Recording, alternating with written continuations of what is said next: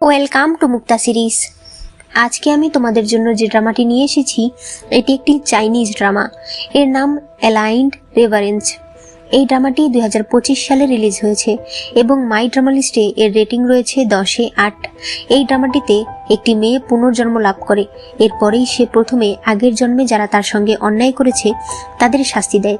পরে যারা আগের জন্মে তার ভালো চেয়েছে তাদেরকে সে সাহায্য করতে চায়। তবে এতে সে তার ফিয়ন্সের ছোট ভাইয়ের সঙ্গে জড়িয়ে পড়ে। তারা একজন আরেকজনকে ভালোবেসে ফেলে, তবে তাদের ভালোবাসা ছিল নিষিদ্ধ। তাদের ভালোবাসা কি কখনো পূর্ণতা পাবে? ছেলেটার বড় ভাই আর তার পরিবার এই ভালোবাসা কি কখনো মেনে নেবে? তাই নিয়েই আমাদের আজকের ড্রামা। ড্রামার শুরুতেই আমাদেরকে পুরনো একটা টেম্পল দেখানো হয়। এখানে দুটো ছেলে মেয়ে বসেছিল। ছেলেটির নাম জু, মেয়েটির নাম জিন। জু বলে, জিন, তুমি আমার জন্য বিয়ে থেকে পালিয়ে এসেছো। আমি কথা দিচ্ছি আমি কোনোদিন তোমাকে কষ্ট দেব না। এরপর সে তার হাতে একটা জেট দেয়। জিন বলে, তোমার এই কথাগুলো একদম আগের জন্মের মতোই। জু তার কথা কিছু বুঝতে পারে না। জিন হাতে থাকা জেটটা ভেঙে তার গলায় ঢুকিয়ে দেয়। এরপর বলে, আগের জন্মে যে ভুল করেছি সেই ভুল আমি আর করব না। যে আমাকে কষ্ট দিয়েছে তাকে আমি ছাড়ব না। জু মাটিতে পড়ে যায়। এরপর আমাদেরকে আগের জন্মের সিন দেখানো হয়। সবাই বলাবলি করছিল শাও পরিবার বিদ্রোহ করেছে। জু জিনকে নিয়ে পালাচ্ছিল। সে বলছিল, এখনো তুমি পালাতে চাইছো না? তুমি কি শাও পরিবারের সঙ্গে মরবে নাকি? জিন মাটিতে পড়ে যায়। জু তার গলা চেপে ধরে আর বলতে থাকে, কি হয়েছে? শাও ফ্যামিলিকে ছাড়তে পারছো না? তখনই তাদের মাঝখানে একটা বল্লম এসে পড়ে। বল্লমটা ছুড়ে দিয়েছে শাও পরিবারের পালিত ছেলে ইয়ান। সে কাছে এসে বল্লমটা জিনের দিকে ধরে আর বলে, ওই বছর এই একটা পাগল ছাগলের জন্য তুমি আমার ভাইয়ের সঙ্গে বিয়ে ভেঙে দিয়ে পালিয়ে গিয়েছিলে, যার কারণে আমার ভাইয়ের কত অসম্মান হয়েছে। জু বলে, আমাকে ক্ষমা করে দিন, এই মেয়েটা আমাকে সিডিউস করেছিল। জিন জেটটা বের করে বলে, ওই সময় তুমি এটা আমার হাতে দিয়ে বলেছিলে তুমি সব সময় আমার পাশে থাকবে। জু সেটা ফেলে দিয়ে ভেঙে ফেলে। ইয়ান বলে, শাও পরিবারকে যারা ধোঁকা দিয়েছে তাদের মরতে হবে। এই কথা শুনে জু ভাঙা জেটটা তুলে নিয়ে জিনের গলায় ঢুকিয়ে দেয়। জিন সাথে সাথেই পড়ে যায়। জু এরপর ইয়ানের কাছে ক্ষমা চাইতে থাকে। ইয়ান তাকে মেরে ফেলে। ইয়ান জিনকে বলতে থাকে, তোমার শাস্তি তুমি পেয়েছো, এবার পরকালে গিয়ে শাও পরিবারের কাছে ক্ষমা চাইতে থাকো। বর্তমানে জিন জুকে বলে, তুমি বলেছিলে তুমি আমার ভাইয়ের খোঁজ পেয়েছো। মিথ্যা কথা বলে তুমি আমাকে বিয়ে থেকে নিয়ে এসেছিলে। ভালোবাসার কথা বলে আমাকে বিয়ে করেছিলে। আমাকে কতভাবে অপমান অপদস্থ করেছো। এতেও তুমি ক্ষান্ত হওনি। শেষমেশ তুমি আমাকে মেরে ফেলেছো। এইবার তো তোমাকে মরতেই হবে। এই বলে সে তাকে আবারও আঘাত করে। এরপর সে যখন চলে যাচ্ছিল তখন তার উপরের জামাটায় আগুন লেগে যায়। পরে সে সেটা খুলে টেম্পলে ছুঁড়ে মারে। পুরো টেম্পল জুড়ে আগুন লেগে যায়। জিন মনে মনে বলতে থাকে, আগের জন্মের ভুল অলরেডি শেষ হয়ে গেছে। এই জন্মে আমি নিজের মতো বাঁচব। এরপর সে বনের মধ্যে দিয়ে হাঁটছিল। হঠাৎ করেই সে নেকড়ের শব্দ শুনতে পায়। তাই সে দৌড়ে পালাতে থাকে। নেকড়ে তাকে ধরে ফেলবে তাই সে খাদে ঝাঁপ দেয়। তবে সেখানে একটা লতা ধরে ঝুলে থাকে। ওই সময় সে তলোয়ারের শব্দ শুনতে পায়। কেউ নেকড়েটাকে মেরে ফেলেছে। সে বলতে থাকে, উপরে কে আছেন? দয়া করে আমাকে বাঁচান। তখন ইয়ান তার দিকে তাকালে জিনের মনে পড়ে আগের জন্মে ইয়ান বলেছিল শাও পরিবারের সঙ্গে যারা বিশ্বাসঘাতকতা করেছে তাদেরকে মরতে হবে। তাই সে বলে, আমি জানি তুমি আমাকে মারতে চাও, তোমাকে কষ্ট করতে হবে না। এই বলেই সে লতাটা ছেড়ে দেয়। তখন ইয়ান লাফ দিয়ে এসে তাকে এক হাতে ধরে আরেক হাতে তলোয়ারটা পাথরের গায়ে আটকে দেয়। এরপর সে তাকে টান দিয়ে উপরে নিয়ে যায়। পরে বলে, বিয়ে থেকে পালিয়ে এসেছো, এখন কি নিজের জীবনটাও শেষ করে দিতে চাইছো? জিন বলে, আমি পালিয়ে আসিনি। জু আমাকে মিথ্যা কথা বলেছিল যে ও আমার ভাইয়ের সন্ধান পেয়েছে, তাই আমি ওর সাথে এসেছিলাম। যাই হোক, আমি শাও পরিবারের সঙ্গে অন্যায় করেছি। ইয়ান বলে, তাহলে আমি জুকে ধরে নিয়ে আসছি, ওর চামড়া তুলে তারপর তোমার কাছে ক্ষমা চাইতে বলছি। জিন বলে, ওটা আমার নিজের ব্যাপার, তোমাকে কষ্ট করতে হবে না। ইয়ান রেগে বলে, এখনো তুমি ওকে সাপোর্ট করছো? তুমি আমার সঙ্গে বাড়িতে চলো, সবার কাছে ক্ষমা চাইবে, তাহলে তারা তোমাকে মেনে নেবে। জিন মনে মনে বলে, গত জন্মে আমি পালিয়ে আসার 3 মাস পর শাও পরিবারের ছেলেরা যুদ্ধে হেরে যায়, যার ফলে তাদেরকে বিদ্রোহী ঘোষণা করে সপরিবারে শেষ করে ফেলা হয়। 1 বছর পর ইয়ান তার সকল সৈন্যদের নিয়ে শাও পরিবারের হয়ে বিদ্রোহ ঘোষণা করে। আমি যদি সেই পরিবারে ফিরে যাই তাহলে আমি তো আগের জন্মেই ফিরে গেলাম। সে যেতে চায় না। ইয়ানের লোক বলে, আমাদেরকে এবার ফিরে যেতে হবে। ইয়ান বলে, ঠিক আছে, তুমি তাহলে এই জঙ্গলেই থাকো। নেকড়েরা যখন তোমাকে খেয়ে তোমার হাড়গোড় ফেলে দেবে, পরে আমি এসে সেগুলো কুড়িয়ে নিয়ে যাব। এই বলে তারা চলে যায়। জিন আর কোনো উপায় না পেয়ে তাদের সঙ্গেই যায়। এরপর তারা একটা গুহায় আশ্রয় নিচ্ছিল। ইয়ান বুঝতে পারে জিনের অনেক খিদা পেয়েছে, তাই সে তার সাথে থাকা একটা খাবার তাকে দেয়। জিন তাড়াহুড়া করে খেতে গিয়ে তার গলায় আটকে যায়। ইয়ান এসে তাকে হেল্প করে আর বলে, এত তাড়াহুড়া করছে কেন, মরবে নাকি? জিন বলে, না আমি মরবো না, আমাকে বাঁচতে হবে। আমি শাও পরিবারের সঙ্গে অনেক অন্যায় করেছি। সে কান্না করছিল। ইয়ান বলে, কান্না করার কি আছে? তুমি পালিয়ে যাওয়ার সাথে সাথেই ভাইয়াকে যুদ্ধের জন্য ডাকা হয়েছে। সে সবাইকে বলে গেছে তুমি অনেক অসুস্থ, তাই বিয়ে কমপ্লিট হয়নি। যুদ্ধে যাওয়ার আগেও সে তোমার রেপুটেশন নষ্ট করেনি। জিন বলে, তারপরেও আমি ওই বাড়িতে যেতে পারবো না। ইয়ান বলে, বারবার বলছো তুমি শাও পরিবারের সঙ্গে অন্যায় করেছো, অথচ তুমি যেতে চাইছো না। জিন বলে, আমি যদি তোমাকে বলি শাও পরিবারের উপরে অনেক বড় বিপদ আসতে চলেছে, তুমি কি বিশ্বাস করবে? তখনই বাইরে থেকে কেউ একজন ইয়ানকে ডাক দেয়। বাইরে গেলে দেখা যায় মহারাজের একজন গার্ড, যার নাম অফিসার ইউ। সে তার দলবল নিয়ে এসেছে ইয়ান আর জিনকে অ্যারেস্ট করতে। সেই অফিসার বলে, তোমার বাবা আর তোমার ভাইয়েরা যুদ্ধে হেরে গেছে। তারা আমাদের সঙ্গে বিশ্বাসঘাতকতা করেছে, তাই তোমাদের পুরো পরিবারকে বন্দি করার আদেশ দেওয়া হয়েছে। জিন মনে মনে বলতে থাকে, আগের জন্মে এগুলো 3 মাস পরে হয়েছিল, আর ওই সময় ইয়ানকে অ্যারেস্ট করা হয়নি। এবার সবকিছু বদলে গেছে। এগুলো কি সব আমার জন্য হচ্ছে? ইয়ান কোনোভাবেই এই অপবাদ মেনে নেবে না। সে তাদের দিকে তলোয়ার ধরলে জিন তার কাছে আসে। সে বলে, দেখো, এভাবে করে পরিস্থিতি আরো খারাপ হবে। এটা মহারাজের আদেশ, তুমি অমান্য করতে পারবে না। শুধুমাত্র তুমি বেঁচে থাকলেই নিজেকে, নিজের পরিবার, নিজের ভাইকে নির্দোষ প্রমাণ করতে পারবে। ইয়ান সেই সেনাকে বলে, এই মেয়েটাকে ছেড়ে দিন, ওর সঙ্গে আমার ভাইয়ের বিয়ে হয়নি। এঙ্গেজমেন্ট ভাঙার লেটার আমার হাতে আছে। এরপর সে চিঠিটা জিনকে দিয়ে বলে, আমার ভাই তোমাকে ছোটবেলা থেকে দেখে রেখেছে। এই চিঠিটা নিয়ে যাও, শাও পরিবার থেকে দূরে চলে যাও, আজ থেকে তুমি মুক্ত। এরপর সে তাদের কাছে ধরা দেয়। জিন সেখান থেকে চলে আসে। ইয়ানের সেবক তাকে রাস্তায় এনে বলে, সামনের বাড়িটাতে ছোট সাহেব আপনাকে এনে রাখতে চেয়েছিল, কিন্তু এখন তো সবকিছু বদলে গেছে, আপনি বাড়িটাতে চলে যান। এই বলে সে চলে যায়। জিন চিঠিটা বের করে, যেখানে লেখা ছিল, জিন, তোমার আমার বিয়ে পরিবার থেকে ঠিক হয়েছে। তোমার বাবা মা মারা যাওয়ার পর তুমি আমাদের বাড়িতেই থেকেছ। তবে আমি কখনোই তোমাকে সঙ্গ দিতে পারিনি, কারণ সবসময় আমাকে যুদ্ধের ময়দানেই থাকতে হয়। আমি ভেবেছি বিয়ে হলে আমি তোমাকে একটা ছাদ দিতে পারবো। তবে আমি তোমাকে জিজ্ঞেস করতেই ভুলে গেছি, তুমি কি আমাকে বিয়ে করতে চাও? যদি চাও তাহলে আমার জন্য অপেক্ষা করো, আমি জিতে এসে তোমাকে সসম্মানে বিয়ে করব। আর যদি তোমার অন্য কাউকে পছন্দ থাকে তাহলে তাকে আমার কাছে নিয়ে এসো, আমি বড় ভাইয়ের মতো দাঁড়িয়ে থেকে তার সঙ্গে তোমার বিয়ে দেব। আজ ইয়ানো তাকে মুক্ত করে দিল, মানে তারা কেউ তার খারাপ চায় না। জিন ঘোড়াটা নিয়ে যখন সামনে যাচ্ছিল তখন হঠাৎ ঘোড়াটা থেমে যায়। জিন বলতে থাকে, ঘোড়া, তুমিও চাও শাও পরিবারকে বাঁচাতে, তাই না? এরপরই সে ঘোড়া নিয়ে উল্টো পথে যেতে শুরু করে, মানে সে এবার শাও পরিবারকে বাঁচানোর চেষ্টা করবে। সে সরাসরি চলে আসে শাও ম্যানশনের সামনে, যেখানে এখন অনেক গার্ডরা ছিল। দুজন দাসী বড় ম্যাডামের জন্য ওষুধ কিনতে বাইরে যেতে চাইছিল।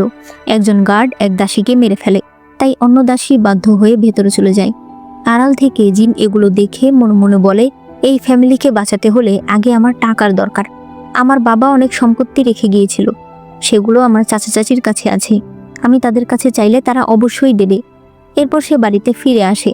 তার চাচি আর চাচাতো বোন দুজন মিলে তার জিনিসপত্র নিচ্ছিল আর বলছিল, শাও পরিবার আমাকে তাদের বউ বানাতে চায়নি, বানাতে চেয়েছে ওই জিনকে। ভালো হয়েছে মহারাজ তাদেরকে বন্দি করেছে। জিন বাড়ির অবস্থা দেখে অবাক হয়ে যায়। তার বাবা মায়ের মেমোরিয়াল ট্যাবলেট পর্যন্ত নিচে পড়েছিল। সেখানে বসে সে তার চাচাতো বোন আর চাচির কথা শুনতে পাচ্ছিল। চাচি বলছিল, জুকে পাঠিয়ে মিথ্যা বলে আমরা ওকে বিয়ে থেকে ভাগিয়ে দিয়েছি। এরপর তারা বাইরে আসলে তাকে দেখে অবাক হয়ে যায়। জিন বলে, তার মানে জুকে আপনারা পাঠিয়েছিলেন? হঠাৎ সে তার চাচাতো বোনের গলায় তার ভাইয়ের জেট পেন্ডেন্ট দেখতে পায়। সে বলে, আমার ভাই কখনোই এটা গলা থেকে খুলতো না, তুমি এটা কোথায় পেলে? তাদের মধ্যে কারাকারি শুরু হলে তার চাচাতো বোন তাকে একটা থাপ্পড় মারে, যার ফলে তার হাত থেকে মেমোরিয়াল ট্যাবলেটটা পড়ে গিয়ে ভেঙে যায়। জিন তখন অনেক কষ্ট পায়। সে ওই ভাঙা অংশ নিয়ে তার চাচাতো বোনের গলায় ধরে আর বলতে থাকে, সত্যি করে বলো, আমার ভাই কোথায়? নাকি তোমরা ওকে মেরে ফেলেছো? তার চাচি বলে, আমরা ওকে মারিনি, আমরা ওকে বিক্রি করে দিয়েছি। জিন বলে, ওর বয়স মাত্র 4 বছর ছিল, আপনারা কিভাবে এই কাজ করতে পারলেন? তখনই তার চাচা সেখানে আসে। সে বলে, আমরা তোমাকে বড় করেছি, তুমি এভাবে আমাদের প্রতিদান দিচ্ছ? জিন বলে, বড় করেছেন? আপনারা আমার বাবা মায়ের সম্পত্তি দখল করেছেন, আমার বিয়ে বদলে দিতে চেয়েছেন, জুকে পাঠিয়ে আমাকে অপমান করতে চেয়েছেন, আমার ভাইকে পর্যন্ত বিক্রি করে দিয়েছেন। সবচাইতে বড় হাস্যকর ব্যাপার হলো, এই পুরোটা সময় জুড়ে আমি মনে করেছি আপনারা আমার আপন। এখনই আমার সকল টাকা পয়সা আমাকে ফিরিয়ে দিন। তার চাচা প্রথমে দিতে চায় না, তবে এরপর নিজের মেয়ের জীবনের কথা ভেবেই সে টাকা নিয়ে আসে। জিন টাকাগুলো নিয়ে বলে, এখন থেকে আপনাদের সঙ্গে আমার আর কোনো সম্পর্ক নেই। এরপর সে তার বাবা মায়ের মেমোরিয়াল ট্যাবলেট নিয়ে চলে আসে আর বলতে থাকে, আগের জন্মে আমি যা কিছু হারিয়েছি, এই জন্মে আমি তার সব ফিরিয়ে আনবো। এরপরে রাতের বেলা সে শাও ম্যানশনের একটা গুপ্ত রাস্তা দিয়ে ভেতরে যায়। বাড়ির ভেতরে দেখা যায় শাও পরিবারের দ্বিতীয় বউকে তার বাবার বাড়ি থেকে তার মা নিতে এসেছে। তখন তার শাশুড়ি এসে বলে, বাড়ির এই পরিস্থিতিতে তুমি যেতে পারবে না। ওই বউ বলে, আপনারা কি আমাকে মারতে চান? তাহলে ঠিক আছে, আমি মরে যাচ্ছি। তখন জিন এসে হেয়ারপিন হাতে দিয়ে বলে, তাহলে মরো, আমি একটু দেখি। তাকে দেখে এরা সবাই অবাক হয়ে যায়। দ্বিতীয় বউ বলে, হ্যাঁ তোমরা তো মরতে ভয় পাও না, কিন্তু আমি পাই। বিদ্রোহের অপবাদ দিয়ে আমাদেরকে বন্দি করা হয়েছে, সবাইকে মেরে ফেলা হবে। আমি এখানে থাকতে চাই না। তাছাড়া তুমি বিয়ে থেকে পালিয়ে গিয়েছিলে, তুমি কে আমাকে কথা বলার? তখনই বাড়ির বড় ম্যাডাম মানে দ্বিতীয় বউয়ের দাদি শাশুড়ি এসে চাবুক দিয়ে আঘাত করে। এরপর সবাইকে ভেতরে নিয়ে যাওয়া হয়। বড় ম্যাডাম বলে, আমাদের বাড়ির অবস্থা এতটা খারাপ হয়ে যায়নি যে যে থাকতে চায় না তাকে জোর করে রাখতে হবে। সে ওই মেয়েটাকে ডিভোর্স লেটার দিয়ে দেয়। তৃতীয় বউকে ডিভোর্স লেটার দিতে চাইলে সে বলে, দাদি আমি বিয়ের সময় ওয়াদা করেছিলাম, বাঁচলেও আমি এই পরিবারের, মরলেও আমি এই পরিবারের। সে ভেতরে চলে যায়। দাদি এরপর জিনকে জিজ্ঞেস করে, তুমি কেন ফিরে আসলে? সে তখন মাটিতে বসে পড়ে আর তাদের কাছে ক্ষমা চায়। সে বলে, একজন আমাকে মিথ্যা বলে এখান থেকে নিয়ে গিয়েছিল, তবে তার শাশুড়ি তার কথা শুনতে চায় না। জিন বলে, ইয়ানকে অলরেডি অ্যারেস্ট করা হয়েছে, আমরা যদি কোনো কিছু না করি তাহলে পুরো পরিবার ধ্বংস হয়ে যাবে। তখন দাদি আর তার শাশুড়ি বলতে থাকে, আমরা ভেবেছি ইয়ান হয়তো বাইরে আছে, তাকেও অ্যারেস্ট করা হয়েছে, এটা তো আমরা ভাবতে পারিনি। জিন বলে, টাকা ওষুধ আমি সব নিয়ে এসেছি। দাদি যে কোনো উপায়ে আমাকে ইয়ানের সঙ্গে দেখা করার ব্যবস্থা করে দিন। দাদি বলে, তুমি জেলখানায় যেতে চাইছো? তুমি জানো রাত জেলখানায় যাওয়া মানে হতে পারে তুমি আর ফিরে আসতে পারবে না। তুমি কি মরতে ভয় পাও না? জিন বলে, আমি একবার মরেছি, তাই আর মরতে ভয় পাই না। সে তার বাবা মায়ের মেমোরিয়াল ট্যাবলেট হাতে নিলে দাদি বলে, জেলখানায় এক গার্ড রয়েছে যে আগে আমাদের শাও আর্মিতে ছিল, সে তোমাকে সাহায্য করবে। তুমি এই আংটিটা তাকে দেখিও, তোমার বাবা মাকে আমরা দেখে রাখবো। জিন এরপর চলে যায়। জিনের শাশুড়ি বলে, মা ও এবার ফিরে এসেছে, নিশ্চয়ই কোনো মতলব নিয়ে এসেছে। বড় ম্যাডাম বলে, ও যখন নিজের জীবন বাজি রাখতে রাজি আছে, তাহলে আমাদের উচিত ওর উপর বিশ্বাস রাখা। এরপর জিন জেলখানায় ইয়ানের সঙ্গে দেখা করতে আসে। ইয়ান পেছন থেকে তার গলা চেপে ধরে, তবে যখন সে বুঝতে পারে এটা জিন, তখন ছেড়ে দেয়। জিন বলে, আমি তোমার জন্য ওষুধ নিয়ে এসেছি। ইয়ান বলে, ওষুধ আমি ব্যবহার করতে পারবো না, অফিসার ইউ টের পেলে তোমাকে ধরে ফেলবে। তখনই তারা শুনতে পায় অফিসার ইউ এখানে এসেছে। জিন তাড়াতাড়ি খাটের নিচে লুকিয়ে পড়ে। অফিসার ইউ এসে বলে, আরে তুমি দেখছি এবার আমাকে দেখে গালাগালি করলে না, মানে তুমি হয়তো বুঝতে পেরেছো এইসব করে কোনো লাভ নেই। তাড়াতাড়ি বলে দাও তোমাদের শাও পরিবারের সিল কোথায় আছে। সিলের কথা শুনে জিন একটু অবাক হয়। ইয়ান বলে, আমি জানি না সিল কোথায় আছে, তবে তুমি যত যাই করো তুমি কোনোদিন শাও পরিবারকে শেষ করতে পারবে না। ইউ তখন তাকে ধাক্কা দিয়ে ফেলে দেয়। এরপর খাটের কাছে এসে সে তলোয়ারটা নিচে ঢুকিয়ে দেয়, যেটা সরাসরি জিনের হাতে লাগে। জিন মুখ চেপে ধরে রেখেছিল। এরপর সে চোখের পানি মুছে ইয়ানকে বলে সে একদম ঠিক আছে। ইয়ানের প্রচণ্ড মেজাজ খারাপ হয়ে যায়। সে বলে, ইউ তুমি কি ভুলে গেছো কিভাবে তুমি রাজকুমার দুয়ানের কাছে প্রাণ ভিক্ষা চেয়েছিলে? তুমি যত উচ্চ পদেই ওঠো না কেন, তুমি আজীবন একটা কুকুরই থেকে যাবে। এটা শুনে ইউ তলোয়ারটা উঠিয়ে তার বুকে ঢুকিয়ে দেয়। তখন ওই গার্ড এসে বলে, অফিসার ইউ দয়া করে উল্টোপাল্টা কিছু করবেন না, তাহলে কিন্তু হিতে বিপরীত হবে। তাই ইউ সেখান থেকে চলে যায়। ইয়ান তাড়াতাড়ি জিনকে ধরে। জিন বলে, তুমি কেন ওনাকে রাগাতে যাও? ইয়ান বলে, আমাকে মারার সাহস ওর নেই, তবে তুমি আর কখনো এখানে এসো না, তোমাকে বেঁচে থাকতে হবে, আমার ভাইয়ের জন্য হলেও তোমাকে বেঁচে থাকতে হবে। জিন তার জন্য ওষুধ রেখে দেয় আর বলে, তুমি নিজের খেয়াল রেখো, তুমি চিন্তা করো না, আমি তোমাকে সসম্মানে বাড়ি নিয়ে যাব। এরপর সে চলে যায়। ইয়ান ওষুধ হাতে নিয়ে একটু আগে জিনের চেহারাটা মনে করছিল। এরপর সে মনে করে 6 বছর আগে সে তাকে প্রথম পুকুর ঘাটে কাপড় ধুতে দেখেছিল। প্রথম দেখেই সে তাকে ভালোবেসে ফেলেছিল। তবে এরপর তাদের সম্পর্ক অনেক জটিল হয়ে যায়। ইয়ান মনে মনে বলতে থাকে, আমি ভাবিনি তুমি আমার জীবনে এইভাবে আসবে।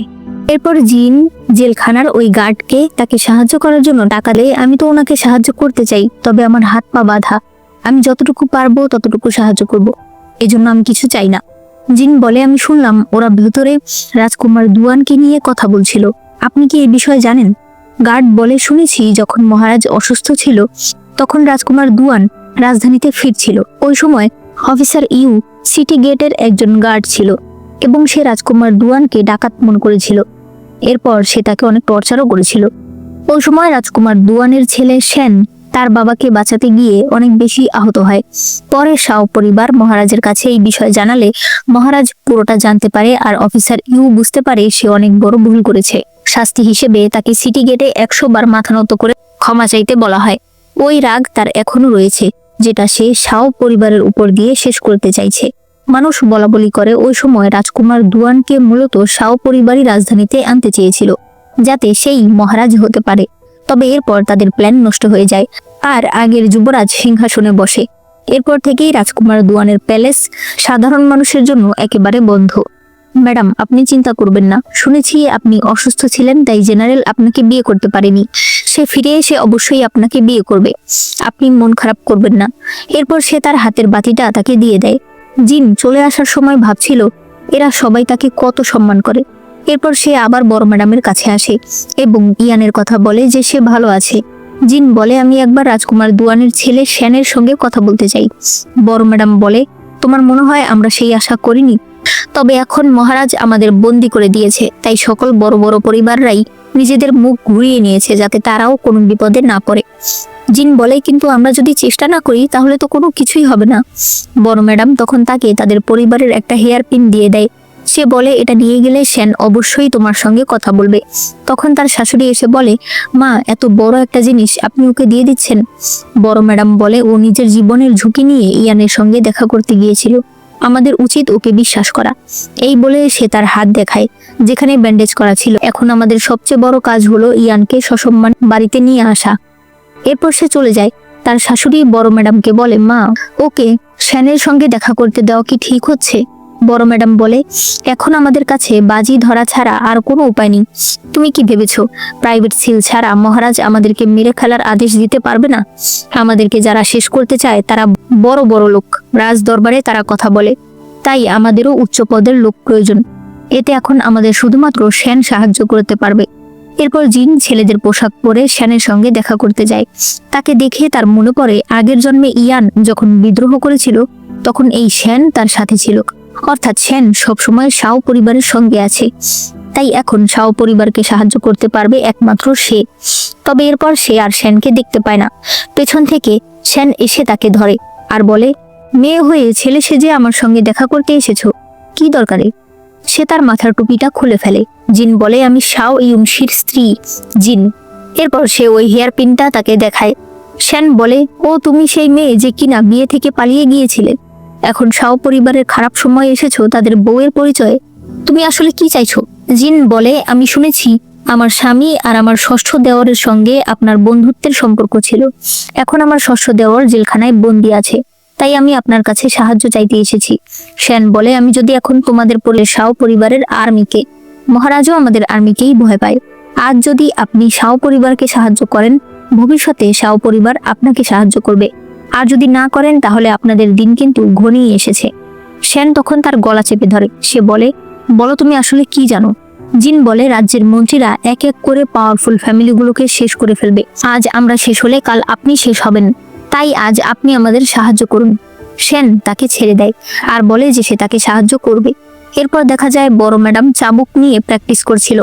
তখন জিন এসে বলে, শ্যান একটা পেটিশন জারি করেছে যার কারণে মহারাজ ইয়ানকে বাড়িতে চলে যাওয়ার অনুমতি দিয়েছে।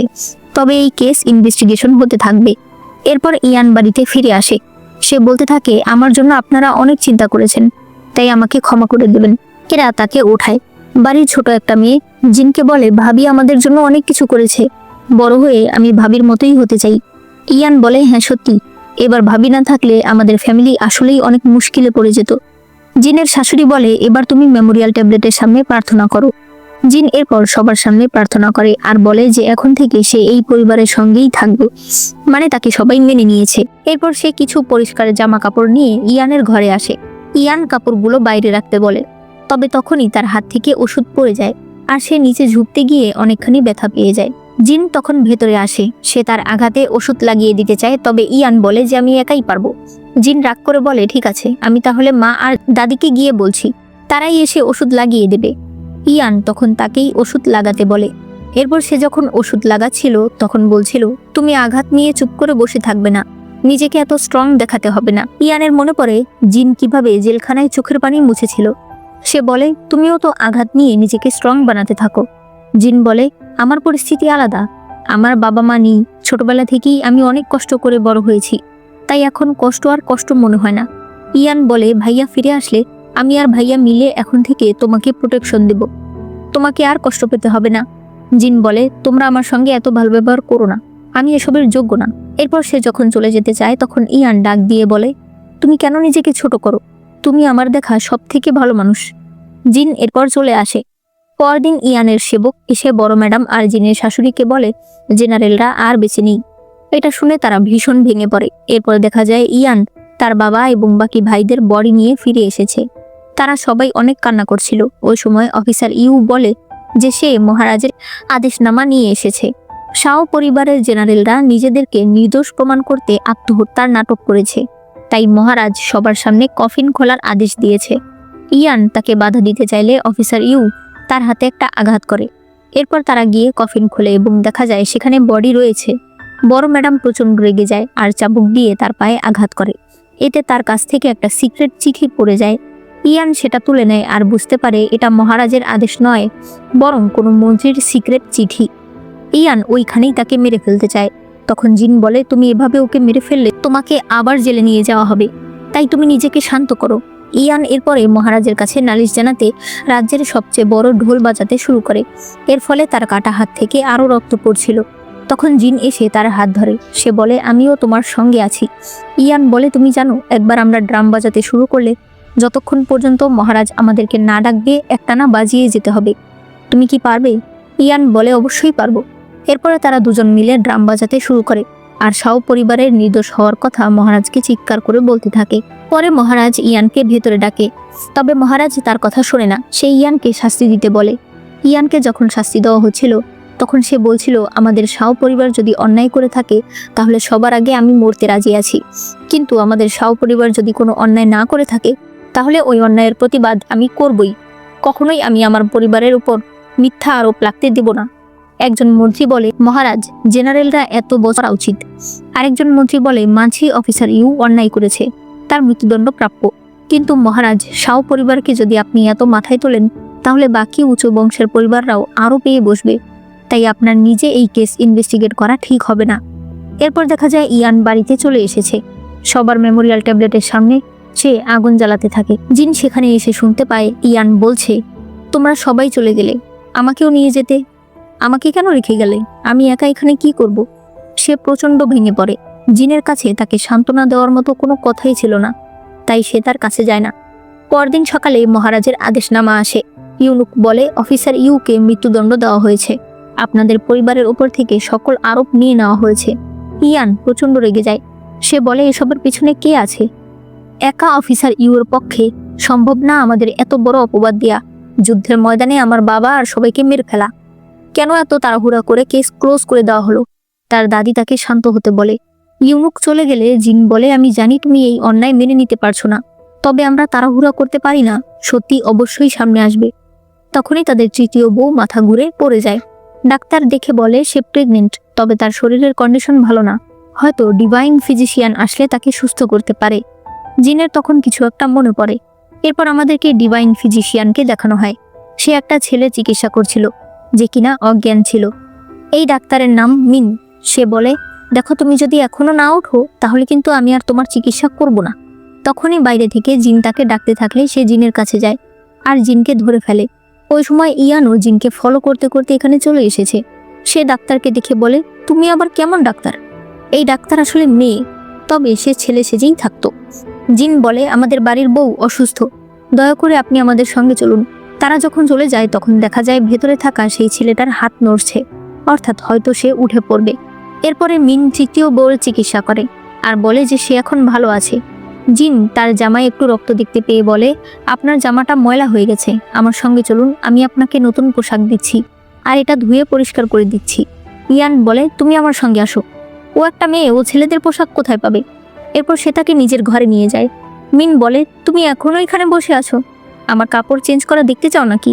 আমার পছন্দের পোশাকটা একটা মেয়ে ধুয়ে দেবে ভাবতেই আমার কেমন ভালো লাগছে। ইয়ান বলে, ভদ্র হয়ে যাও, ও আমাদের বাড়ির বউ। সে বলে, তুমি তো এমনভাবে বলছো যেন ও তোমার বউ। আমার কথা শুনে তুমি এত লজ্জা পেলে কেন? তোমার পুরো চেহারা লাল হয়ে গেছে, আমার মনে হচ্ছে তুমি প্রেম রোগে ভুগছো। দাও আমি তোমার চিকিৎসা করি। ইয়ান রেগে বলে, তুমি নিজের চিকিৎসা করো। এরপর সে বাইরে চলে আসে। পরে মিন নিজের পোশাক বদল করে নেয়। ইয়ান বাইরে এসে তাকে গালাগালি করছিল, তবে তখন জিনকে দেখে তার মন ভালো হয়ে যায়। জিনের মাথায় একটা ফুলের পাপড়ি ছিল, সে সেটা হাত দিয়ে ধরতে চায়। পরে বলে, তোমার মাথায় একটা পাপড়ি রয়েছে। জিন সেটা হাতে নেয়। মিন বাইরে এসে তার জামাটা জিনকে দেয় আর সেই পাপড়িটা নিয়ে নেয়। ইয়ান আবার তার হাত থেকে সেটা নিয়ে নেয়। মিন সেখান থেকে চলে যায়। ইয়ান বলে, তুমি এই ছেলেটার জামা ধুয়ে দেবে?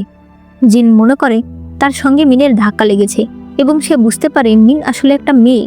তখনই ইয়ানের কাছে শ্যানের একটা চিঠি আসে, যেখানে লেখা ছিল তার বাবা আর ভাইকে মূলত ধোঁকা দিয়েছে ফ্যাংকুই নামে এক মন্ত্রী। ইয়ান প্রচণ্ড রেগে যায়। তখনই সে ফ্যাংকুইকে মারতে যেতে চায়। জিন বলে, তুমি নিজেই অসুস্থ, তুমি এখন কিভাবে সেখানে যাবে? তবে ইয়ান তারপরও যেতে চাইলে সে অনেক বেশি অসুস্থ হয়ে যায়।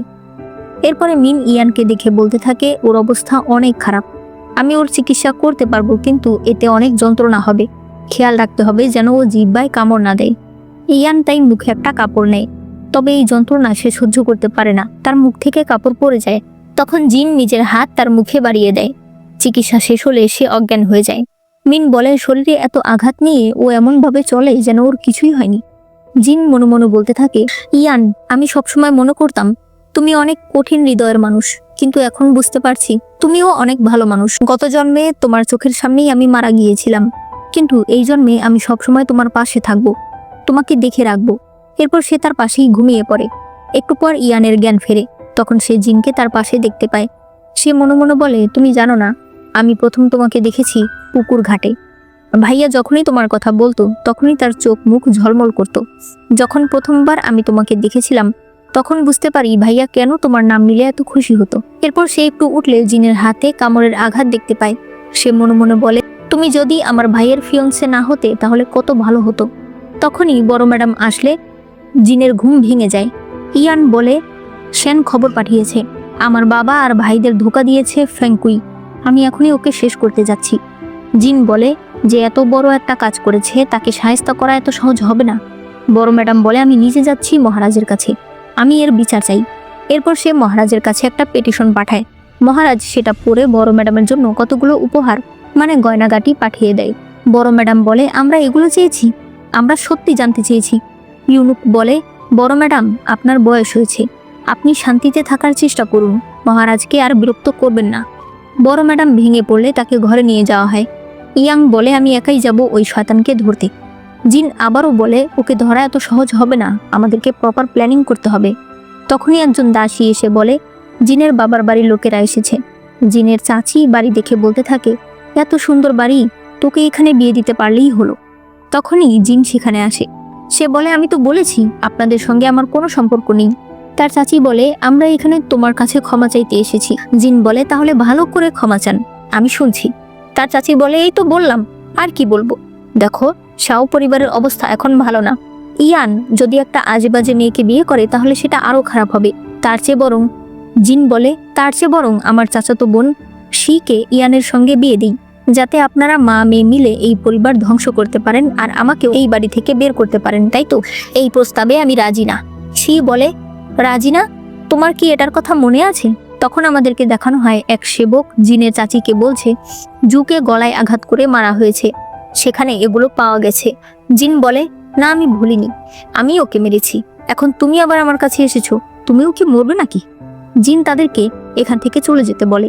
এরপর সে যখন চলে যাচ্ছিল, শি একটা ফুলদানি তার দিকে ছুঁড়ে মারতে চাইলে ইয়ান এসে জিনকে টান দিয়ে কাছে নিয়ে আসে, যার ফলে ফুলদানিটা নিচে পড়ে ভেঙে যায়। ইয়ান রেগে বলে, তোমরা শাও পরিবারে এসে শাও পরিবারের মানুষকে বুলি করছো। শি বলে, তুমি ওর আসল রূপ সম্বন্ধে জানোই না, তুমি অপেক্ষা করো, আমি এই মেয়ের আসল রূপ সবার সামনে নিয়ে আসব। এরপর তারা চলে যায়। একটু পর দেখা যায় ইয়ানের মা জিনকে ডাকছে। জিন কাছে আসলে সে তাকে মাটিতে বসতে বলে। জিন বলে, মা, আমি কি কোনো অন্যায় করেছি? জিনের শাশুড়ি জিনকে বলে, পুরো রাজ্যে ছড়িয়ে গেছে বিয়ের দিন তুমি তোমার প্রেমিকের সঙ্গে পালিয়ে গিয়েছিলে। আমার ছেলে তোমাকে জোর করে নিয়ে এসেছে। তোমার কারণে আমাদের পুরো পরিবারের নাম ডুবে যাচ্ছে। জিন বলে, আপনি ভয় পাবেন না মা, আমি সবকিছু ঠিক করার চেষ্টা করব। এরপর ইয়ান তার কাছে এসে বলে, তুমি চিন্তা করো না, আমি লুকে ধরে নিয়ে আসবো। জিন বলে, তুমি ওকে পাবে না, কারণ আমি ওকে মেরে ফেলেছি। সে তার অতীত জীবন কল্পনা করে বলে, ও আমার কাছে ঋণী, ওকে মরতেই হতো। ইয়ান বলে, একটা খারাপ মানুষকেই তো মেরেছো। আমি যত মেরেছি তুমি গুণে শেষ করতে পারবে না, তাই এটা নিয়ে তোমাকে ভাবতে হবে না। এরপর মিন ইয়ানকে দেখতে থাকলে জিন বলে, ও এখনো কেন সুস্থ হচ্ছে না? মিন বলে, ও সুস্থ হয়ে গেছে, ও শুধু ইচ্ছে করে অসুস্থ থাকছে যাতে কেউ ওর সেবা করে। দেখো, ওর চেহারা লাল হয়ে গেছে, হয়তো ও ওর ভালোবাসার মানুষের কথা ভাবছে। জিন বলে, তুমি কাউকে পছন্দ করো? তাহলে আমাকে বলো, আমি তোমাদের মিলিয়ে দিতে চেষ্টা করব। এরপর ইয়ান ঘুমিয়ে ঘুমিয়ে জিনকে স্বপ্ন দেখছিল। একটু পর জিন এসে তাকে ওষুধ দেয়, পরে সে চলে যায়। ইয়ানের সেবক ঘরে আসলে ইয়ান বলে, আমি একটু পর শ্যানের সঙ্গে দেখা করতে যাব, বড় ভাবিকে এই কথা জানাবে না। মানে সে জিনের কথা বলছে। তার সেবক বলে, বড় ভাবি নিজেই তো শ্যানের সঙ্গে দেখা করতে গেছে। এরপর দেখা যায় জিন শ্যানের কাছে এসেছে। সে শ্যানকে মহারাজের সঙ্গে জিনের দেখা করিয়ে দিতে বলে। সে বলে, আমার কারণে শাও পরিবারের বদনামি হচ্ছে, এতে ইয়ানকে চাকরিতে নেওয়া হবে না, তাই আমাকে কিছু একটা করতে হবে। তখনই ইয়ান সেখানে আসে। সে বলে, তোমার যত ডিল রয়েছে তুমি আমার সাথে করবে, আমাদের বাড়ির বউকে তুমি কোনো অফার দেবে না। এরপর সে জিনকে নিয়ে চলে আসে। পরে ইয়ান ওষুধ খায় আর বলতে থাকে, তোমাকে বাড়ির অবস্থা নিয়ে চিন্তা করতে হবে না, আমি সব দেখে নিতে পারবো। তবে এরপরই সে ঘুমিয়ে পড়ে। আসলে জিন তাকে ঘুমের ওষুধ দিয়েছে, কারণ তাকে মহারাজের সঙ্গে দেখা করতেই হবে। এরপর সে মহারাজের কাছে যায় আর সব ঘটনা সত্যি বলে, যে তার কাছে তার পরিবারের লোকেরাই একটা ছেলেকে পাঠিয়েছিল। সে কোনো অন্যায় করেনি, যদিও করে থাকে এর জন্য শাও পরিবার কোনো শাস্তি পেতে পারে না। মহারাজ বলে, ঠিক আছে, তুমি যেটা চাও সেটাই হবে, তবে এভাবে যদি কোনো কিছু ছাড়া আমি তোমার ইচ্ছা পূরণ করে দিই, তাহলে তো মানুষ যে কোনো ইচ্ছা নিয়ে আমার কাছে চলে আসবে। তাই মহারাজ তাকে বেতের আঘাত করতে বলে। এদিকে ইয়ানের ঘুম ভাঙলে সে মিনকে জিনের কথা জিজ্ঞেস করে। মিন তাকে সত্যি বলে দেয়। ইয়ান তাড়াতাড়ি রাজপ্রাসাদে আসলে দেখতে পায় জিনকে শাস্তি দেওয়া হচ্ছিল। সে কাছে যেতে চাইলে শ্যান তাকে বাধা দেয় আর বলে, এখন তুমি সেখানে গেলে ওর সকল পরিশ্রম বৃথা হয়ে যাবে। শাস্তি শেষ হলে ইয়ান তাকে বাড়িতে নিয়ে আসে। এরপর তার সঙ্গে অনেক রাগারাগি করে কেন সে রাজপ্রাসাদে গেল। মিন বলে, ও তো তোমাদের জন্যই করেছে, আবার তুমি ওর সঙ্গে রাগারাগি করছো। ইয়ান তখন তার কাছে ক্ষমা চায় আর বলে সে এই জীবনে আর কখনো জিনের সঙ্গে খারাপ ব্যবহার করবে না। পরে সে চলে যায়। মিন বলে, তোমার দেবরের ব্যবহার খুবই অদ্ভুত। জিন বলে, মনে হচ্ছে তুমি তার প্রতি ইন্টারেস্টেড। তুমি একটা মেয়ে, তাকে তোমার ভালো লাগতেই পারে। মিন বলে, তার মানে তুমি জানো আমি একটা মেয়ে? বাদ দাও, তোমার কাছেই হয়তো ইয়ান গুপ্তধন, আমার কাছেও কিছুই না। পরদিন দেখা যায় ইয়ান মহারাজের আদেশ মতো জিনের চাচি আর চাচাতো বোনকে শাস্তি দিতে চলে এসেছে। ইয়ান চলে আসে। এর পরের সিনে দেখা যায় তারা দুজন শ্যানের সঙ্গে দেখা করতে গেছে। শ্যান বলে, ম্যাডাম, আপনি অনেক সাহসী একটা মেয়ে, আপনি কি আমার বাড়িতে থাকবেন? তাহলে আমি আপনার হয়ে আরো অনেক কাজ করতে রাজি আছি। ইয়ান বলে, তুমি কি সত্যি ওর বাড়িতে যাবে? ইয়ান তখন রেগে জিনকে নিয়ে চলে আসে। ইয়ান বলে, তুমি কি সত্যি ওর বাড়িতে যাবে? জিন বলে, তুমি এসব কি বলছো? শ্যান রাজকুমার দুয়ানের ছেলে। রাজকুমার দুয়ান বেঁচে নেই, তাই ভবিষ্যতে হতে পারে ওর কাছেই সকল ক্ষমতা যেতে পারে। তখন ও আমাদের শাও পরিবারকে অনেক সাহায্য করতে পারবে।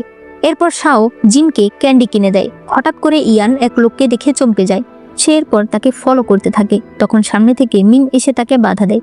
সে বলে, এই ছেলেটা আমার সঙ্গে মেডিকেলের বিষয়ে কাজ করে, তুমি ওকে নিতে পারবে না, কারণ ও আমার। ইয়ান তার কথায় প্রচন্ড অবাক হয়ে যায়, কারণ সে তো জানে মিন একটা ছেলে, তাই সে সেখান থেকে চলে আসে। এরপর মিন বলে, সত্যি করে বলো তুমি কে? আমি তোমাকে পাহাড়ের নিচ থেকে অসুস্থ অবস্থায় নিয়ে এসেছিলাম, তুমি কি মনে করেছো আমি খেয়াল করিনি? তুমি যখনই সময় পাও শাও পরিবারের উপর নজর রাখো। সে তখন বলে, আমি শাও পরিবারের বড় ছেলে ইউনশি। মিন বলে, তাহলে আপনি তাদের সঙ্গে পরিচয় দিচ্ছেন না কেন? জিনকে আপনার কথা বলছেন না কেন? ইউনশি বলে, জিন আর আমার বিয়ে হয়নি, শুধুমাত্র এঙ্গেজমেন্ট হয়েছিল, তবে এখন আর ওর সঙ্গে আমার কোনো সম্পর্ক সম্ভব না।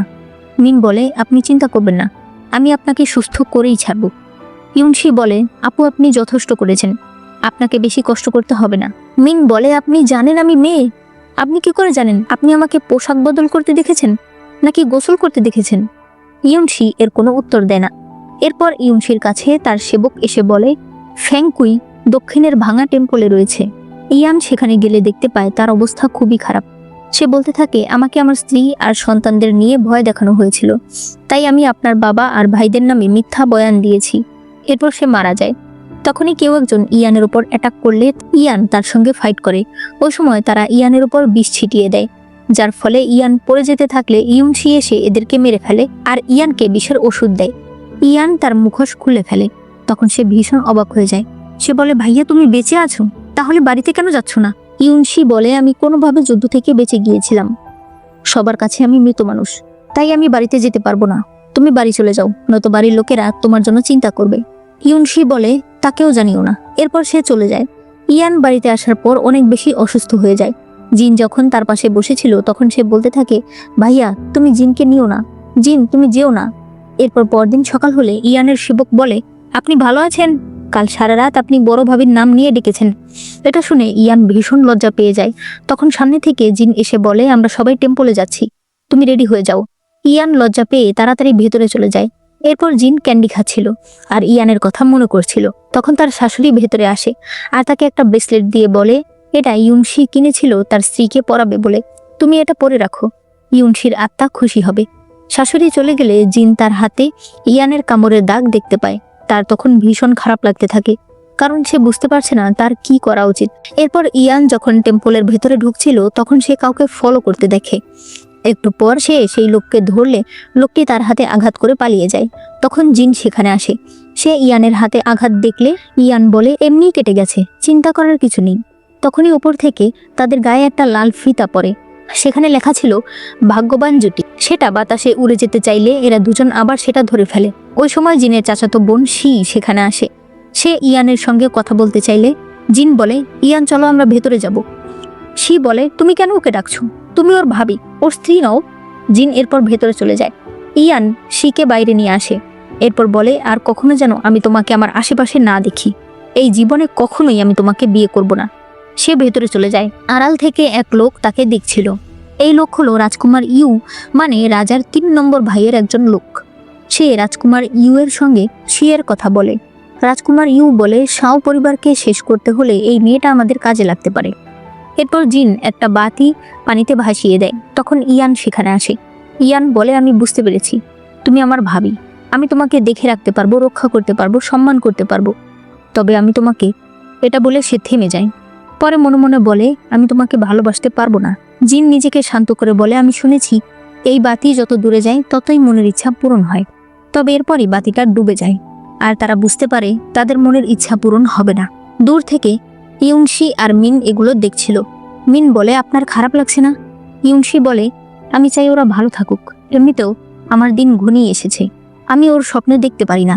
মিন বলে, আপনি চিন্তা করবেন না, লোকে আমাকে ডিভাইন ডাক্তার বলে, আমি অবশ্যই আপনাকে সুস্থ করব। পরদিন জিন আর তার ননদ একসঙ্গে ফুল গাছ দেখছিল। হঠাৎ করে আকাশে বিদ্যুৎ চমকালে তারা ভীষণ অবাক হয়ে যায়। জিনের মনে পড়ে আগের জন্মে এই সময় অনেক দুর্ভিক্ষ হয়েছিল। লু তাকে বলেছিল, আমাদের বাড়িওয়ালার ছেলের সঙ্গে এক রাত থাকলে তারা আমাদেরকে খাবার দেবে। তুমি কি চাও আমি না খেয়ে মরে যাই? তুমি এখনই সেখানে যাও। একটু পর জিনের কাছে ইয়ান আসলে জিন বলে, মনে হচ্ছে এই বছর অনেক ভারী বৃষ্টি হবে, হতে পারে আমাদের সীমান্ত এলাকাগুলোতে বন্যা হবে। ইয়ান এটা শুনে বলে, তুমি আগেই এগুলো বলো না, মানুষ শুনলে আমাদের খারাপ বলবে। জিন বলে, আমি জানি, আমরা লুকিয়ে কিছু শস্য সীমান্ত এলাকাগুলোতে নিয়ে যাব। যদি সত্যিই সেখানে বন্যা হয় তাহলে আমরা সেখানকার মানুষদের সাহায্য করব। এতে আমাদের সম্মান আবার আগের মতো বেড়ে যাবে। আর যদি বন্যা না হয় তাহলে আমরা আমাদের চালগুলো কম দামে সেখানে বিক্রি করে দিয়ে আসবো। ইয়ান তার কথাতে রাজি হয়। এরপর সে বলে, মাঝে মাঝে মনে হয় তুমি ভবিষ্যৎ দেখতে পাও। আগেরবারও তুমি বলেছিলে আমাদের পরিবারের উপর বিপদ আসবে। জিন বলে, এমন কিছুই না, আমি শুধু আন্দাজ করছি। এদিকে ইউনশি তাদের কেসের আরেকটা ক্লু পেয়েছে, তাই সে সেটা ইনভেস্টিগেট করার জন্য চলে যায়। এরপর দেখা যায় জিন সকল চালের বস্তা সাজিয়ে রাখছে। ইয়ানও সেখানেই ছিল। তখন ইয়ান সেবকদের মধ্যে একজনকে দেখে তার মুখ খুলে ফেললে দেখা যায় এটা হলো শ্যান। সে জিজ্ঞেস করে, তুমি এখানে কি করছো? শ্যান বলে, আমি দেখতে এসেছি তোমরা কি করতে চাইছো। তোমরা এতগুলো চাল পাচার করতে চাইছো? জানো এটা একটা অপরাধ।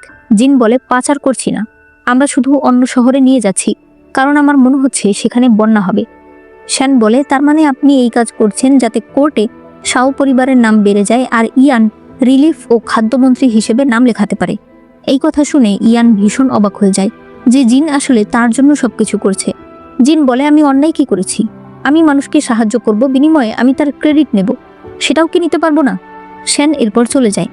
এরপর ইয়ানের সঙ্গে ইউনশি দেখা করতে আসলে সে তাকে জড়িয়ে ধরে আর তার কাছে ক্ষমা চায়। ইউনশি বলে, ক্ষমা তো আমার চাওয়া উচিত, পুরো বাড়ির দায়িত্ব এখন তোমার একার উপর পড়ে আছে, তুমি ভয় পেও না, সবকিছু ঠিক হয়ে যাবে। এদিকে জিন বৃষ্টিতে ভিজে চাল উঠাচ্ছিল, তখন ইয়ান এসে তার মাথায় ছাতা ধরে। এরপর দেখা যায় জিন অসুস্থ হয়ে গেছে। একটু পর ইয়ান তার জন্য স্যুপ নিয়ে আসে আর মিনকে বাইরে যেতে বলে। মিন বাইরে গিয়ে দেখতে পায় ইউনশি জিনের জন্য ওষুধ বানিয়ে এনেছে। মিন বলে, তুমি ভেতরে যাও, কেন দূরে দূরে থেকে নিজেকে কষ্ট দিচ্ছ? ইউনশি বলে, আমি দূরে থেকে ওকে দেখছি, এটাই ভালো। ওদিকে জিনের শীত লাগছিল, তাই ইয়ান দরজা বন্ধ করতে আসলে সে তার ভাইকে দেখে বাইরে আসে আর বলে, তুমি ভেতরে যাচ্ছ না কেন? ইউনশি বলে, আমার যাওয়ার দরকার নেই, তুমি ওর খেয়াল রেখো, তাতেই হবে। ইয়ান বলে, ছোটবেলা থেকে আমি যা চেয়েছি তুমি তাই আমাকে দিয়েছো, তাই বলে এত বড় জিনিস আমি তোমার কাছে চাইতে পারবো না। ইউনশি বলে, যদি আগের পরিস্থিতি থাকতো তাহলে আমি কখনোই জিনকে তোমাকে দিতাম না, কিন্তু এখন পরিস্থিতি ভিন্ন, এখন তুমি ওকে ভালো রাখতে পারবে। অন্যদিকে ভেতরে মিন বলে, আমি জানি তুমি ইয়ানের প্রতি দুর্বল, তুমি কখনো ভেবে দেখেছো যদি কখনো ইউনশি ফিরে আসে? জিনের হাত থেকে তখন ওষুধ পড়ে যায়। এখানে ইয়ান অনেক ভয় পেয়ে যায়। ইউনশি বলে, যাও ভেতরে গিয়ে দেখো। ইয়ান দৌড়ে ভেতরে চলে যায়। ইউনশি বলে, তুমি এখনো ছোটই আছো, এখনো তুমি কোনো কিছুই লুকিয়ে রাখতে পারো না। ইয়ান ভেতরে গেলে জিন বলে, ছোট ভাই তুমি নিজের কাজে অনেক ব্যস্ত, আমার এখানে দাসীরা আছে, আরো মিন আছে, তাই তোমাকে আর আমার এখানে আসতে হবে না। ইয়ান অনেক মন খারাপ করে বলে, ঠিক আছে, তুমি তাড়াতাড়ি সুস্থ হয়ে যেও। এরপর সে চলে যায়। পরের সিনে দেখা যায় জিন এক চালের দোকানের লোকের সঙ্গে কথা বলছে। সে বলে, আপনি কেন আমার কাছে চাল বিক্রি করতে চাইছেন না? লোকটি বলে, আমি আপনাকে সব বলতেও পারছি না, আবার চালগুলো বিক্রিও করতে পারছি না। তখনই শি সেখানে আসে। সে বলে, এই লোক তো ভালো, বাজারের কেউ তোমার কাছে চাল বিক্রি করবে না। দেখা যায় তাকে এই কাজ করতে বলেছে রাজকুমার ইউ।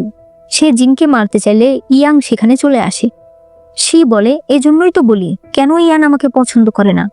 জিন, তুমি তোমার দেবরকে পটাতে চাইছো, তোমার লজ্জা করে না? ইয়ান তখন তার গলায় তলোয়ার ধরে, যার ফলে তার কিছু চুল কেটে যায়। এতে শি প্রচন্ড ভয় পেয়ে যায়। এরপর বাড়িতে আসলে এরা বাড়ির তৃতীয় বউ রোয়ের সঙ্গে কথা বলছিল। সে বলে, ভাবি ইয়ান আপনার সঙ্গেই বেশি মেশে, আপনি ওর জন্য ভালো একটা মেয়ে খুঁজে দিন। রাতের বেলা ইয়ানের সেবক কতগুলো মেয়ের ছবি নিয়ে আসে, যাদের ছবি জিন পাঠিয়েছে। এদের মধ্যে থেকে ইয়ানকে একজনকে চুজ করতে বলেছে। ওই সময় ইয়ান প্রচন্ড ড্রাঙ্ক ছিল। সে সরাসরি জিনের ঘরে চলে যায়। সে বলে, তুমি সত্যিই চাও আমি অন্য কাউকে বিয়ে করি? এরপর সে তাকে ধরে বলে, যেদিন তুমি জেলখানায় আমার সঙ্গে দেখা করতে গিয়েছিলে সেদিনই তুমি আমার সঙ্গে আটকা পড়ে গেছো, তুমি আমার থেকে আর পালাতে পারবে না। তুমি বলছো আমাকে মেয়ে পছন্দ করতে, আমি পছন্দ করি তোমাকে, তুমি আমার জন্য বউ আনতে চাও, তাই তো? তাহলে নিজেকে বউ বানিয়ে আমার কাছে চলে আসো। এই বলে সে তাকে কিস করে। জিন তাকে সরিয়ে দিলে ইয়ান আবার তাকে কিস করতে চায়। তখন জিন মুখে হাত দিয়ে রাখে, এরপর তাকে ধাক্কা দিয়ে সরিয়ে দেয়। ইয়ান তখন সরি বলে আর বলে, আমি সত্যি তোমাকে পছন্দ করি। জিন বলে, মনে রাখবে আমি তোমার ভাবি। ইয়ান চলে যায়। একটু পর দেখা যায় জিন অনেক বেশি অসুস্থ হয়ে গেছে। সে ইয়ানকে স্বপ্নে দেখছিল। বর্তমানে সে ইয়ানকে ডাকতে থাকলে ইয়ান বলে, আমার তোমাকে রাগানো উচিত হয়নি, আমাকে ক্ষমা করে দাও। তবে এরপর সে তার হাত ধরে বলে, আমি সত্যি তোমাকে ছাড়তে পারবো না, তুমি আমাকে নিজের কাছে রাখো।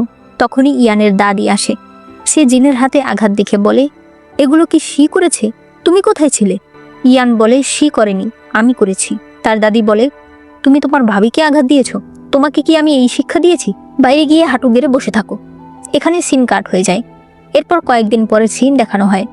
শ্যান ইয়ানকে বলছিল সবকিছু প্রস্তুত হয়ে গেছে, এবার শুধু ইয়ানকে সীমান্তে যেতে হবে।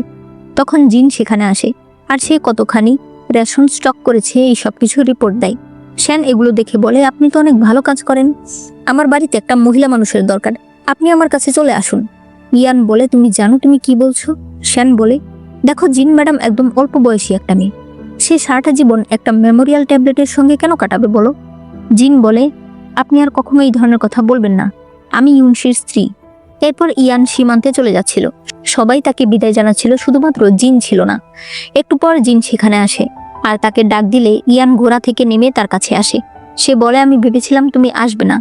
জিন বলে, সবসময় মনে রাখবে তোমাকে বেঁচে থাকতে হবে, আমি বাড়িতে তোমার জন্য অপেক্ষা করছি। ইয়ান খুশি হয়ে চলে যায়। এরপর জিনের কাছে শি এসে বলে আমি তোমাকে মেরে ফেলবো, তোমার কারণে আমার বাবা মা সবাই জেলে আছে। জিন বলে আমি আবার কি করেছি? শি বলে তোমার সঙ্গে কম্পিটিশন করার জন্য আমি চাল কিনতে চেয়েছি, এজন্য আমার বাবা মা অনেক টাকা ঋণ নিয়েছে, ঋণ পরিশোধ না করায় তাদেরকে জেলখানায় নিয়ে যাওয়া হয়েছে। জিন চাকু ফেলে দিয়ে বলে সেটা কি আমার দোষ নাকি? শি আবারও তাকে মারতে যেতে চাইলে শি এসে তাকে বাঁচিয়ে নেয়। জিন তাকে দেখে বলে ভাইয়া আমি কি আপনাকে চিনি, আপনাকে পরিচিত মনে হচ্ছে। শি কোনো কিছু না বলে চলে যায়। এরপর শি ওষুধ তৈরি করছিল, তখন জিন সেখানে এসে তাকে দেখে বলে ভাইয়া আপনি এখানে? তখন তার হাত থেকে একটু ওষুধ জিনের হাতে পড়ে যায়। শি তার হাত মুছে দিয়ে তার জন্য ওষুধ নিয়ে আসে। জিন অবাক হয়ে বলে আপনি আমাদের রান্নাঘর সম্পর্কে এত পরিচিত কিভাবে? তখনই তারা শুনতে পায় তৃতীয় ভাবি মানে রোয়ের ছেলে হয়েছে। এরপর এরা সবাই খুশি ছিল যে বাড়িতে নতুন বাচ্চা এসেছে। পরের সিনে দেখা যায় ইয়ান জিনের কাছে চিঠি লিখেছে, যেখানে সে বর্তমান পরিস্থিতির কথা জানিয়েছে।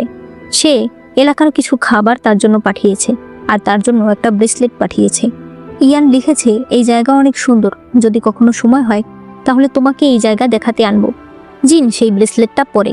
এরপর জিন স্বপ্নে দেখে ইয়ানের বুকে রক্ত আর সে অজ্ঞান হয়ে পড়ে গেছে। জিন ভীষণ ভয় পেয়ে যায়। পরের সিনে দেখা যায় রো একজন লোকের সঙ্গে কথা বলছে। এ ছিল রাজকুমার এর সেই পার্সোনাল অ্যাসিস্ট্যান্ট।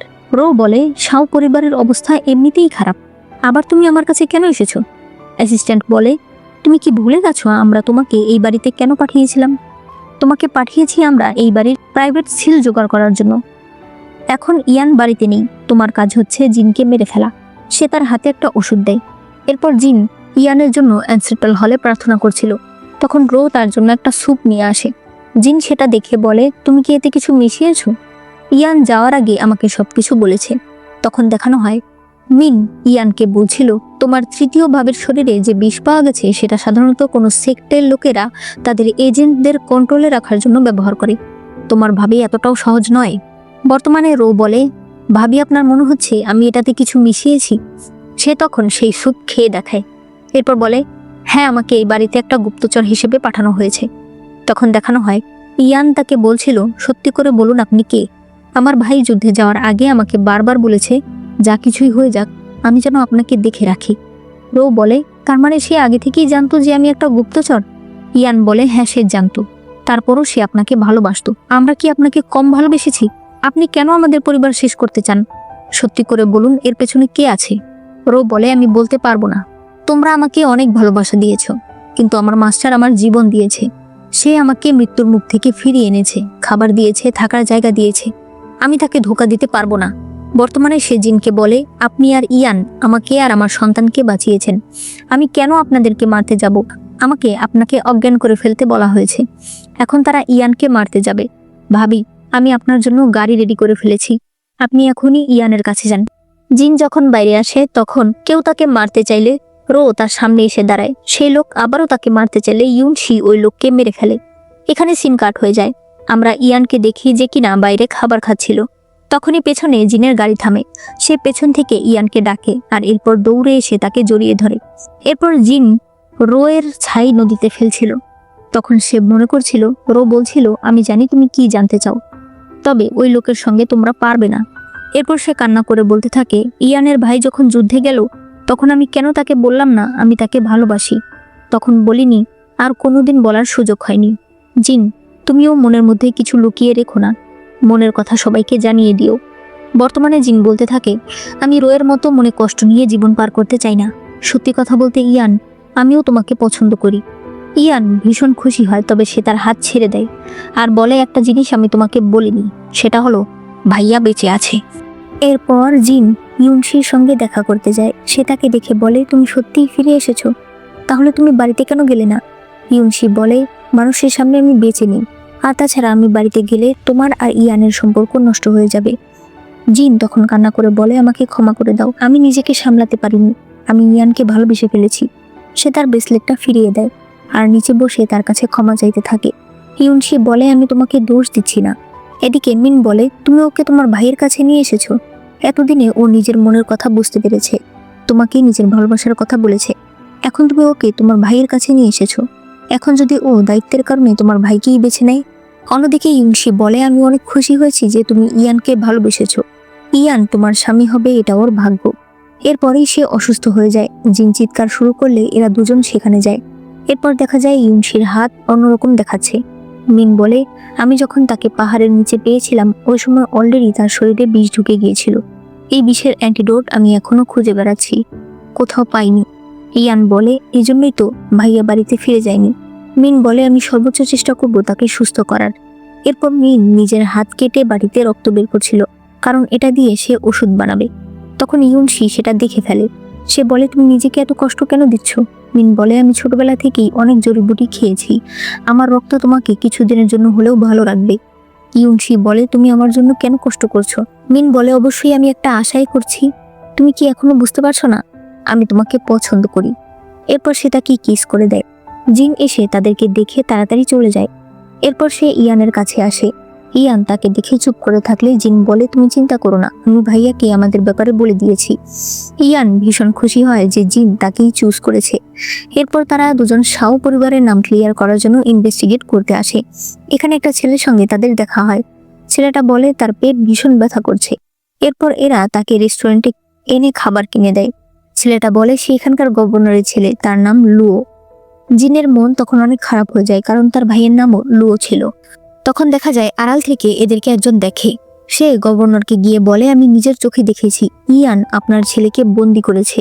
গভর্নর তখন প্রচন্ড রেগে যায়। একটু পর ইয়ান এক জায়গায় ইনভেস্টিগেট করতে আসে, তবে তখন জিন আসে আর বলে যে আমাদের এখন এখান থেকে পালাতে হবে। ওই সময়ে তারা কারো আসার শব্দ শুনে লুকিয়ে পড়ে। তখন দেখা যায় রাজকুমার ইউ এর অ্যাসিস্ট্যান্ট আর গভর্নর এখানে এসেছে।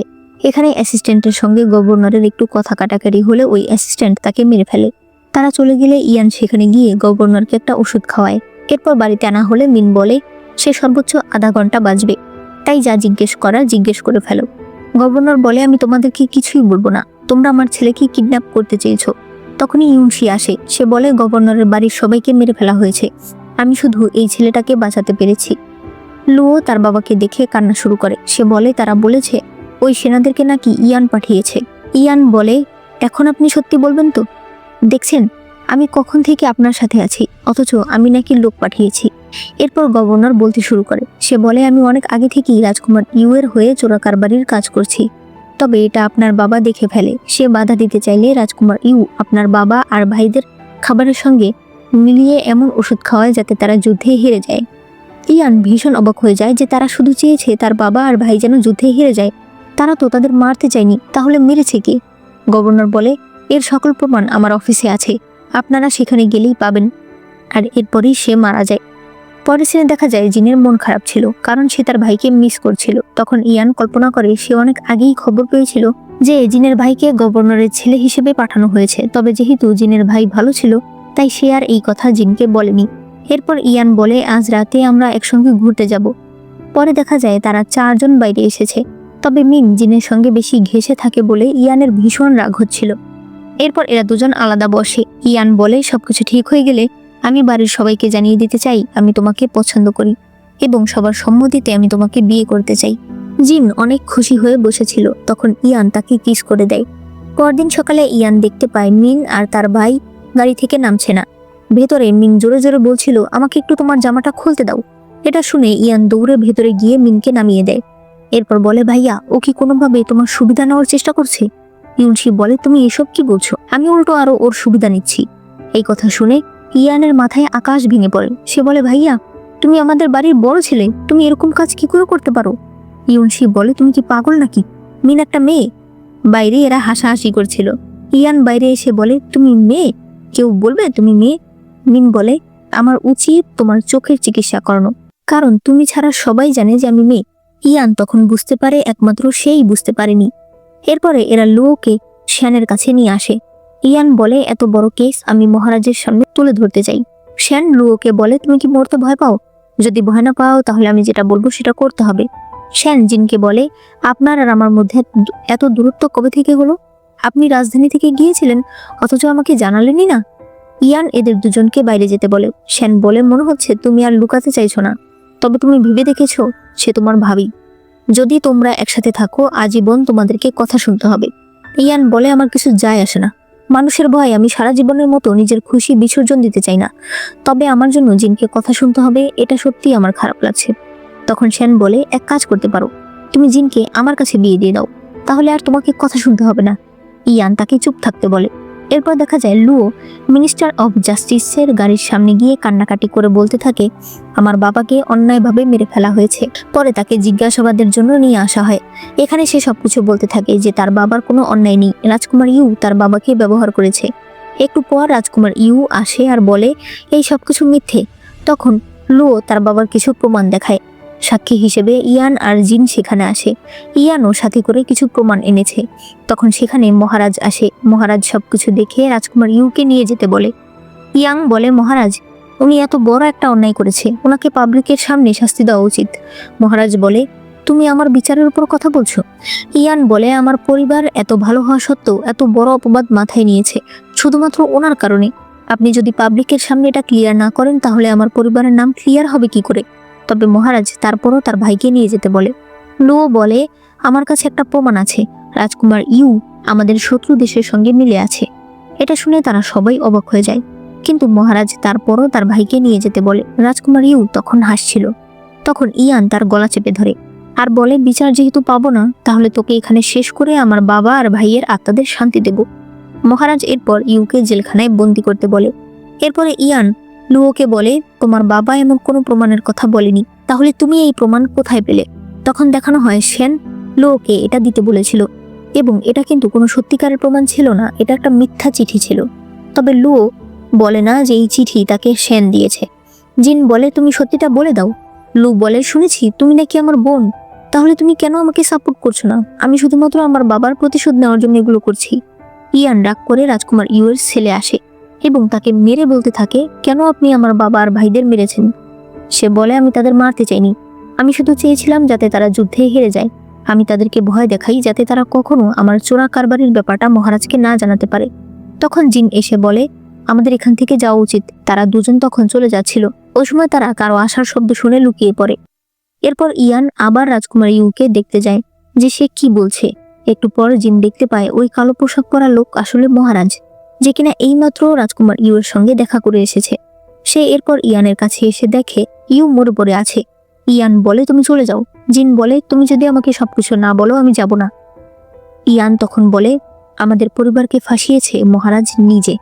তখন সে কল্পনা করে একটু আগে রাজকুমার ইউ বলছিল, ভাইয়া আমি জানতাম তুমি আসবে, তুমি আমাকে বাঁচাতে এসেছো তাই তো? মহারাজ বলে, না, উনি তোমাকে বাঁচাতে আসেনি। এখন যে পরিস্থিতি, এই পরিস্থিতিতে তোমাকে বাঁচালে আমার সব শেষ হয়ে যাবে। ইউ বলে, তুমি কি ভুলে গেছো? ওই সময় আমি বাবাকে মেরেছিলাম, দ্বিতীয় ভাইকে আটকে দিয়েছিলাম যাতে তুমি রাজা হতে পারো। এখন তুমি আমার সঙ্গে এরকম করতে পারো না। সে বলে, এজন্যই তো এতদিন আমি তোমার অন্যায় সহ্য করেছি। ওই সময় আমাদের দ্বিতীয় ভাই রাজকুমার দুয়ানকে রাজা বানানোর জন্য শাও পরিবার অনেক চেষ্টা করেছে। আমার বাবা নিজের একটা আদেশনামা লিখে শাও পরিবারকে দিয়েছিল, তাই শাও পরিবারকে তো আমাকে শেষ করতেই হতো। এরপরে সে নিজের ভাইকে মেরে ফেলে, আর এখন ইয়ানকে এই কেসে ফাঁসিয়ে মারবে। ইয়ান বলে, আমাকে সবকিছু স্বীকার করতে হবে, তাহলেই হয়তো শাও পরিবারের মহিলারা বেঁচে যাবে। জিন বলে, তুমি কোনো চিন্তা করো না, তুমি অন্যায় স্বীকার করবে না, তুমি আমার জন্য অপেক্ষা করো, আমি আসবো তোমাকে বাঁচাতে।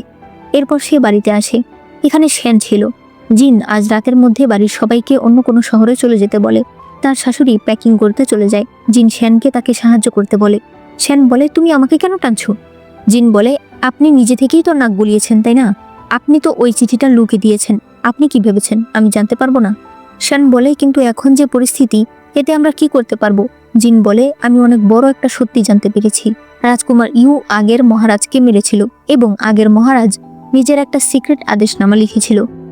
আমাদেরকে সেটা খুঁজে বের করতে হবে, তাহলে প্রমাণ হবে বর্তমান রাজা আসলে রাজা নয়। একমাত্র তাহলেই আমরা ইয়ানকে বাঁচাতে পারবো। তখন দাদি বলে, আমি ভেবেছিলাম এই কথা আমি কাউকে বলবো না, তবে এখন আমাকে বলতেই হচ্ছে। আমার স্বামী আর আগের মহারাজ অনেক ভালো বন্ধু ছিল। মহারাজ অনেক ভয় পেত যে তার 3 ছেলের মধ্যে কে রাজা হবে।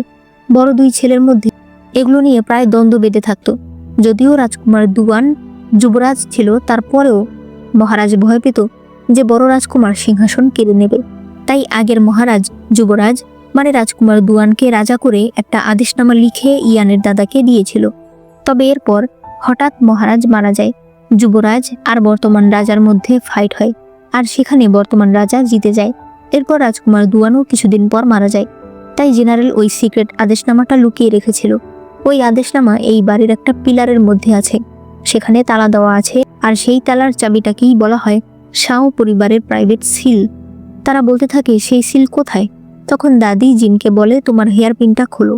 জিন হেয়ার পিন দিলে দাদি সেটা শ্যানের হাতে দেয়, অর্থাৎ এটাই ওই তালার চাবি। শ্যান বলে এজন্যই তো এত বছরের শাও পরিবারের প্রাইভেট সিল কেউ খুঁজে পায়নি।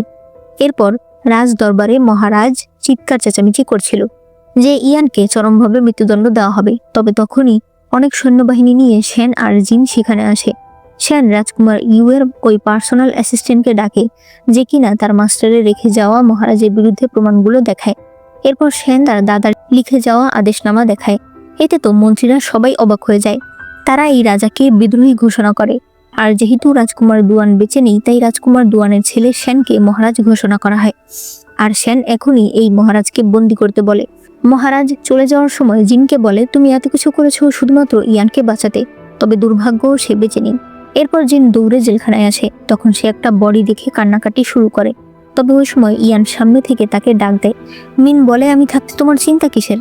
তখন দেখানো হয় তারাই এসে ইয়ানকে বাঁচিয়েছে। এরপরে জিন ইয়ানকে ব্যান্ডেজ করে দিচ্ছিল।